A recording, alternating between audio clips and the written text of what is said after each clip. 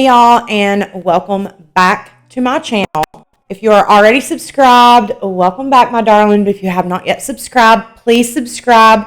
Join a part of the family. We're growing very quickly, and you don't want to miss these story times. It's going to be part 2 of the story time of the time that the house I was living in was raided.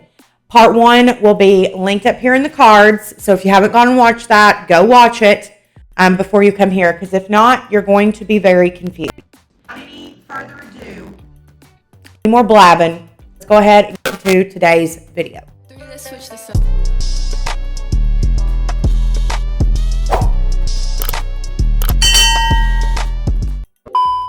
All right, you guys, so if you missed Sunday's live, I told you guys that I had not gotten permission to tell.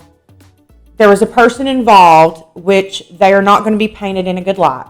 And in order for me to tell their part of their story, I needed permission. I hadn't got it by the time I told part 1, so I ended up cutting all of that out. Well, I got permission. So we are going to be calling him the Rat. And the only part that I need to preface, the Rat had rode with me to Stephanie's house, if you remember from part 1.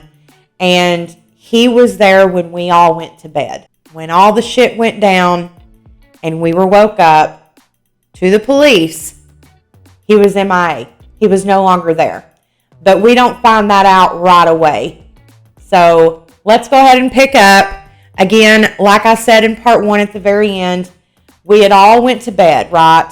And Stephanie and the guy on the couch both did, which if you don't know anything about, that keeps you from sleeping, okay? You don't sleep, you don't eat. So I did, which meant that I still did sleep and I still did eat. So around 10:30, I went to bed. They ended up making a lot of noise. I texted Stephanie and I said, hey, can you all please keep it down? Because if I didn't go to bed, I would end up needing to use in the middle of the night to keep from being sick. So I was like, can you please? And she was wanting me to like full-time live there. And I was like, I'm not going to be able to live here if it's going to continuously be this way. And she was like, no, I promise. There's 5 people who have to stay here. Couch guy and the Rat were 2 of the 5. I wake up. It's really, really quiet. I go to the bathroom and I walk in the living room and I see Couch guy. I walk into Stephanie's room. Stephanie's there. And this is another part that I left out when I told this part 1. I had to cut this part out. But when I went back there and Stephanie was coloring her coloring books, the Rat comes out of the bathroom and he has a bucket. And inside of the bucket, he ends up dumping loads of cash on the bed. Stephanie ends up giving me a bundle of the cash and offering me cash a week to live there and to help her hold the fort down. To which I agreed. Now, full disclosure, it was $2,500 is what was in this bundle of cash. Go back to the room. I go to bed. Around between 3 and 4:30 in the morning, I am woken up to the police. Every window in the house is shining bright with lights. Every door has been completely busted down. And there is a cop right here in my face telling me to get the fuck out of bed. As I get up out of bed, I see down the hallway in her trailer, and I can see the couch guy and Stephanie on the ground, face down in the living room, getting handcuffed. They are tearing this trailer to shreds. I mean, they are tearing it apart. We're then all pulled out to the yard, and we are put face down, ass up in the grass outside. This is where we now realize that the Rat has disappeared. It's just myself, Stephanie, and the couch guy. I am full-blown panicking and crying. I'm begging Stephanie or the couch guy to tell me what the fuck is going on. I'm freaking terrified. And one of the officers ends up walking over, picking me up, taking me out of cuffs, and saying, I seen that you just got here today. The rat was wearing a wire. So I know that you don't have anything to do with this, but you're going to work with us or you're going to go to prison. So keep in mind, at this moment in time, I do not know that they cook on this property. However, there's another important part to the rat. The rat is someone to this day, and I'm going to be honest, he says he's going to watch this video. He does still scare me to this day. Basically, his dealer, the main guy, held me in his home. I was held hostage in a different state. Basically, I did something for that dealer one time to get drugs, and because I did it with no issue, I was then forced. He said if I didn't do it, he knew where my family lived. He knew everything, and he told me that he was going to take care of my family and my ex-husband's family, which my ex-husband's family was completely innocent in this. Like, we had been separated for a long time. Like, he just knew too much information, and so I stayed and continued to do what he told me to do. When I met Stephanie and the rat, because the rat, I thought, dealt only what I did. That was a whole thing I found out the night all this shit went down. The rat introduced me to Stephanie. And when I met Stephanie, I thought, this is my ticket out. Stephanie knew my whole entire situation. And Stephanie said, I can take care of myself to get high. Your issue is going to be getting high. And she basically had talked to the rat, and it was understood that I was going to run away at a specific time, and the rat was going to come pick me up and take me to Stephanie's. I had no intentions of staying at Stephanie's. That whole situation is a whole other story, and if you want it, be sure that you let me know in the comment section. I can't say where all this took place, but it was not in Tennessee, I can say that. And to be honest, I don't really know anything. And we get to the police station, and I get put in this room. And it's a lot like what you see on TV. It's a little room with obviously a two-way mirror, and there's security cameras in the corner, and it's a table, a chair, a book on the table, and another chair. That is it. And that same officer comes into the room, and he's like, okay, I know that you're a drug user. The rats told me that you're a drug user, but you had no idea about anything that went on this property. I said, I did not. And he was like, I want to know about the main dealer, the guy who was holding me hostage. I didn't know any information anyways. The only thing that I honestly knew is that he was over everybody. And I knew one other detail, which I told the police officer, which at this point, I'm like, I'm not telling the officer. I'm not telling him. Because if I tell him, my family's going to be taken in the middle of the night. And the officer's like, look, I know you're scared. He was like, but we will protect you. And I said, I'm not worried about me. I'm worried about my mom, my sister, my nieces and nephews. Like, I'm worried about them. I could give a shit less about me. And he said, I can protect all of you. I just need to know, where does he get the stuff? Which I didn't know the answer to. And I said, okay, how can you confirm for me that this is going to be taken care of? Because me and 4 other people are the only people who knows how he does his thing. And he says, I promise you that we will arrest him before you leave here. And if it makes you comfortable, I can call the county, because my sister and my mom, they lived under the same roof. The officer was like, if it makes you feel better, we can call the county that your mom lives in, and we can have an officer sit outside the house. And I said, that is literally the only way that I will tell you anything, and I don't know much.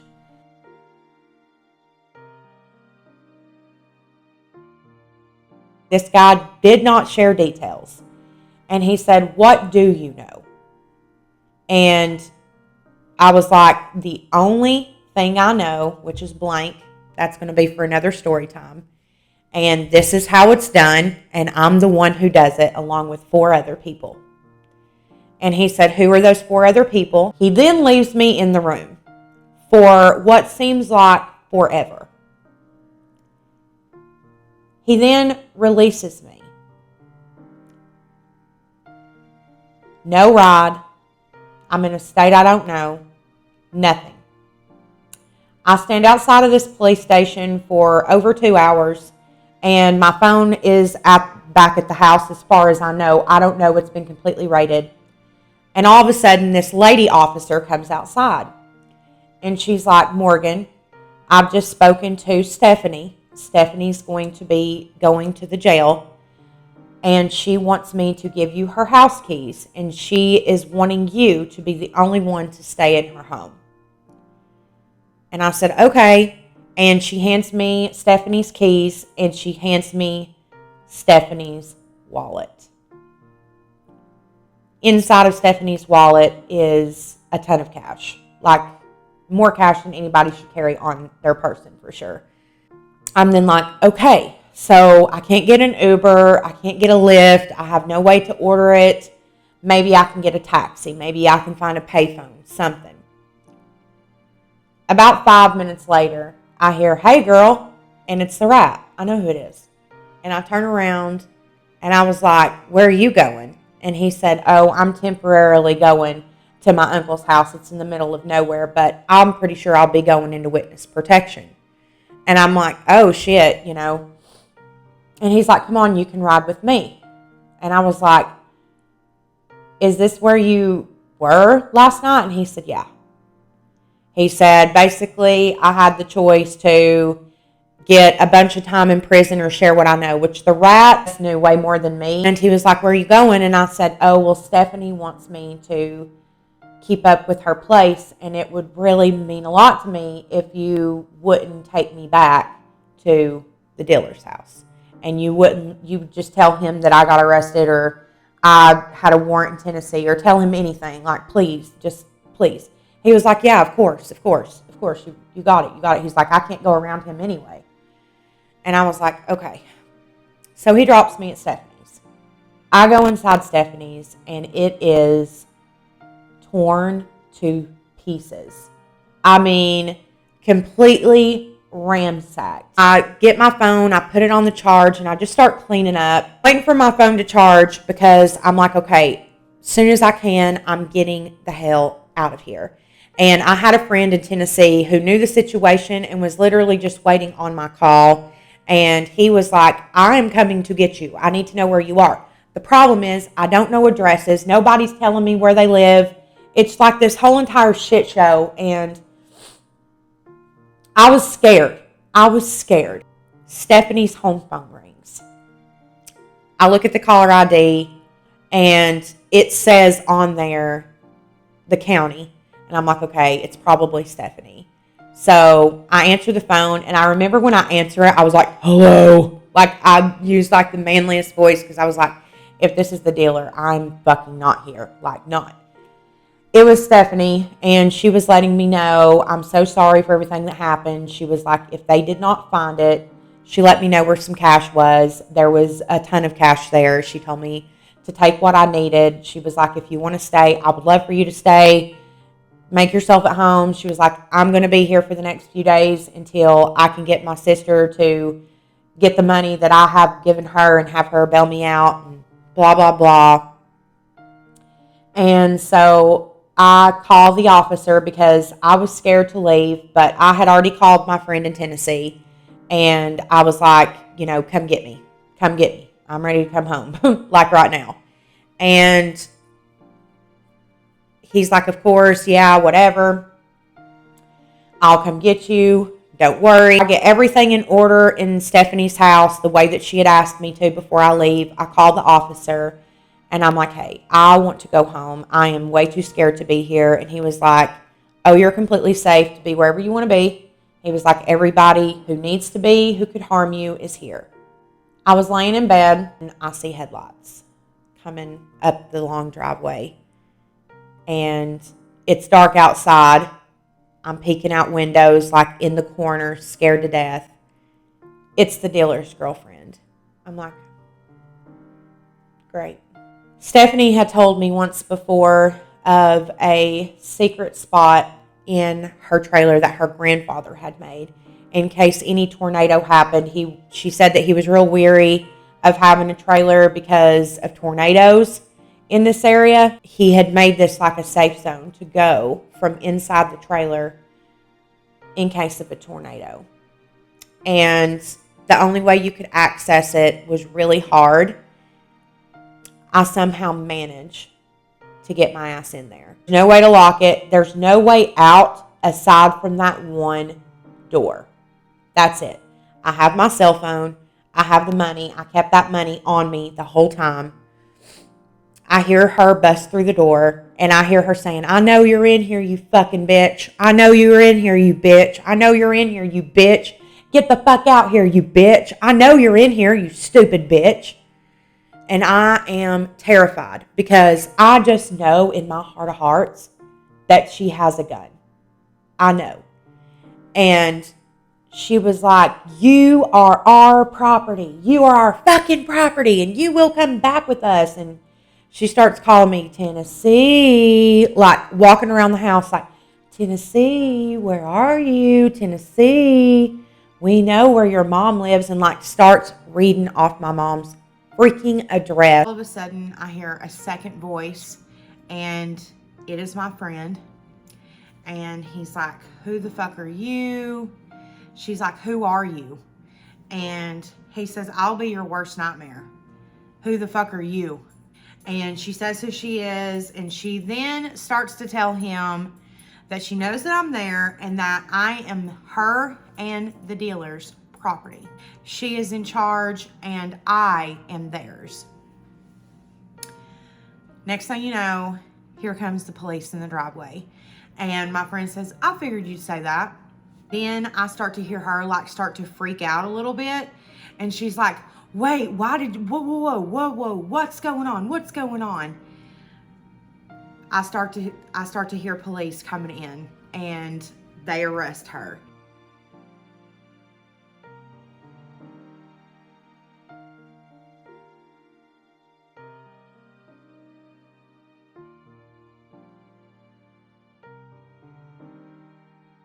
Say for legal purposes and for my safety that this entire video is for entertainment purposes. I love you guys so much, and I hope you all did enjoy today's story time. Keep in mind that this is my real life here that I'm talking about, people. So please be kind in the comments. I was young, I was stupid, and I was heavily addicted during all of these mistakes that I made back then. Be sure that you do subscribe before you leave. Also, be sure that you do go follow me on TikTok. I am getting closer and closer to 1,000 over there. So if you have not already went and followed me over there, go follow me. I'll have it over here on the screen. It's at MorganShay33. I love you guys so much, and until the very next time, bye.